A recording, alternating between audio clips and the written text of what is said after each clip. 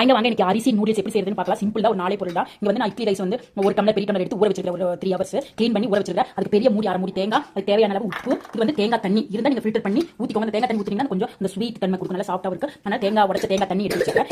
4 பொருள் தான். எப்படி நம்ம வந்து அரிசி நூடுல்ஸ் செய்யலாம்னு பார்க்கலாம் வாங்க. நம்ம நூடுல்ஸ் வந்து நல்லா வெள்ளையாக வரணும், வெள்ளை கலர் வரணுங்கிறதுக்காக நான் தேங்காயை எடுத்து தோலை நல்லா பின்னுக்கு அதை சீவி போட்டு க்ளீன் பண்ணி பொடிச்சு கட் பண்ணி வச்சிருக்கேன். நல்லா தேங்காய் போட்டு அதில் ஒரு ஓட்டு தேங்காய் போட்டு அரைச்சி எடுத்துக்கலாம். தேங்காய் கொஞ்சம் ஓட்டின வரைக்கும் ரைஸை போட்டு ரைஸ் உப்பு எல்லாம் போட்டு அரைச்சி எடுத்துக்கலாம். நல்லா தேங்காய் அரைச்சி எடுத்துக்கலாம். அந்த தேங்காய் அரைச்சாச்சு, அது கூட தேவையான அளவுக்கு உப்பு. இப்போ நம்ம அரிசி எடுத்து போட்டுக்கலாம்.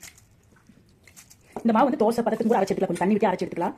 கொஞ்சம் தேன் மாதிரி நைஸாக அரைச்சி எடுத்துக்கோங்க. எப்படின்னா நம்ம இதை வணக்கிட்டு தான் நூடுல்ஸ் புளிய போகிறோம். அதனால எவ்வளோ தனியாக இருந்தாலும் உனக்கு டைட் ஆயிடும் மாவு. சப்பாத்தி பதத்துக்கு டைட் ஆனோன்னு கொஞ்சம் எண்ணெய் விட்டு நல்லா உருண்டை சேர்த்து அதுக்கப்புறம் தான் நூடுல்ஸ் புளிஞ்சு எடுக்க போகிறோம். அதனால நீங்கள் தண்ணி எவ்வளோ வேணாலும் ஊற்றிக்கலாம்.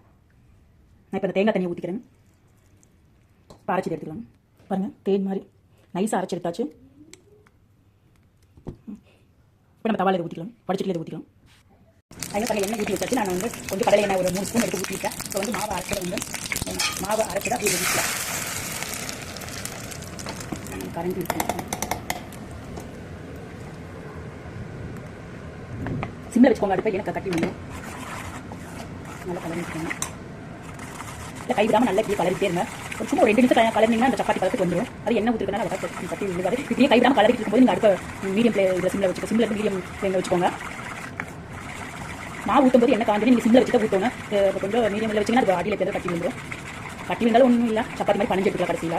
அதனால ஒன்றும் பிரச்சனை இல்லை. நீங்கள் அதை பற்றி கலக்காதீங்க. வெட்டியாகும் மாவு, அவ்வளோதான்.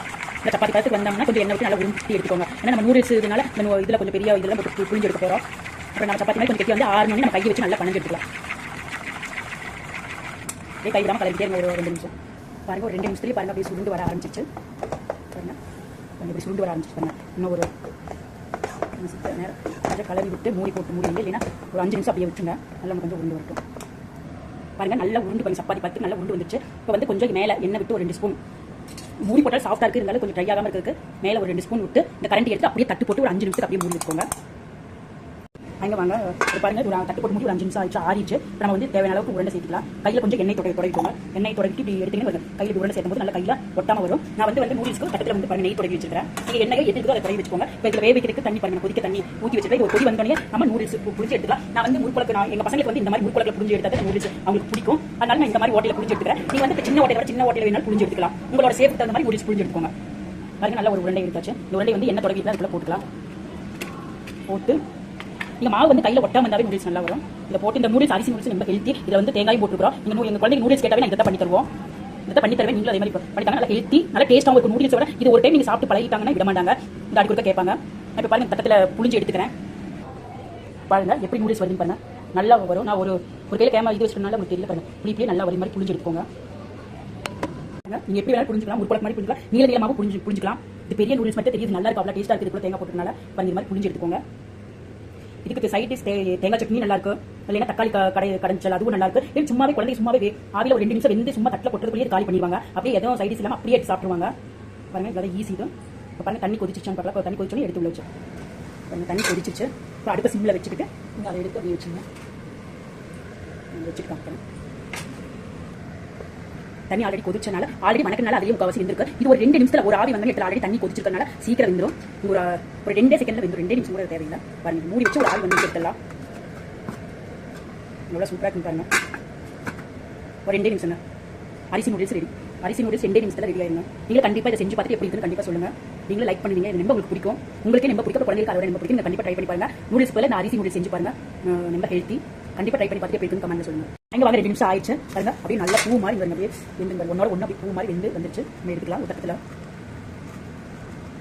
பாருங்க, அவ்வளோ சாஃப்டாக இருக்குது, அவ்வளோ டேஸ்ட்டாக இருக்குதா. இப்போ தட்டில் எடுத்து நம்ம போட்டுக்கலாம். பாருங்க, நம்ம வெளியே எடுத்தாச்சு. இப்போ வந்து இந்த நூடுல்ஸ் வந்து அப்படியே வந்து தட்டத்தில் மேலே தட்டத்தை வச்சு அப்படியே கமித்திக்கோங்க. அப்படியே கமித்திங்கன்னா அப்படியே ஒன்னோட ஒன்று ஒட்டாமல் பாருங்க. அப்படியே பாருங்க, அப்படியே எடுத்துக்கலாம் தனித்தனியாக. பாருங்க, எடுக்கிறதுக்கு அப்படியே வரும். நீங்கள் அழகாக ஊற்றி போட்டு அப்படியே கொடுக்கலாம். இல்லை இப்படியே கூட கொடுக்கலாம். இப்படியே கூட கொடுக்கலாம். இப்படியே குடிச்சு தேங்காய் சட்னி வச்சு கொடுக்கலாம். இல்லைன்னா தக்காளி கடைஞ்சி அது கொடுக்கலாம். இல்லை சக்கரை போட்டு சாப்பிடலாம். தேங்காய் பூ என்ன போட்டு இப்படியே கூட சாப்பிடலாம்.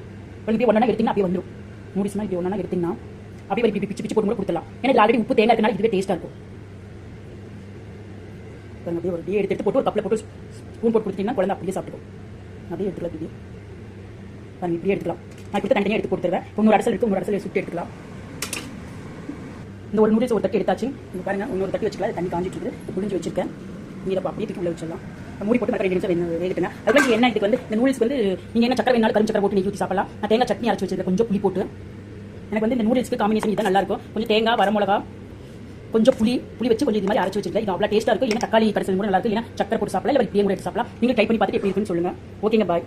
இதை சிம்பிளான நூடுல்ஸ் நீங்கள் செஞ்சு பார்த்துட்டு பாருங்க. நல்லா உதித்தியாச்சு நூடுல்ஸ் தனித்தனியாக உதித்தி. இப்போ அந்த புளி போட்டு தேங்காய் சட்னி கொடுத்துருக்கேன். அதுக்கு இதுக்கு அவ்வளோ காம்பினேஷன் நல்லா டேஸ்ட்டாக இருக்கும். பாருங்க, பொழுது உதித்தி இருக்குது பாருங்க, நல்லா டேஸ்ட்டாக இருக்கும். குழந்தைங்களுக்கு ரொம்ப பிடிக்கும். நீங்கள் கண்டிப்பாக ட்ரை பண்ணி பார்த்துட்டு எப்படி இருக்குன்னு சொல்லுங்கள் கமெண்ட்ல. ஓகே, பாய்.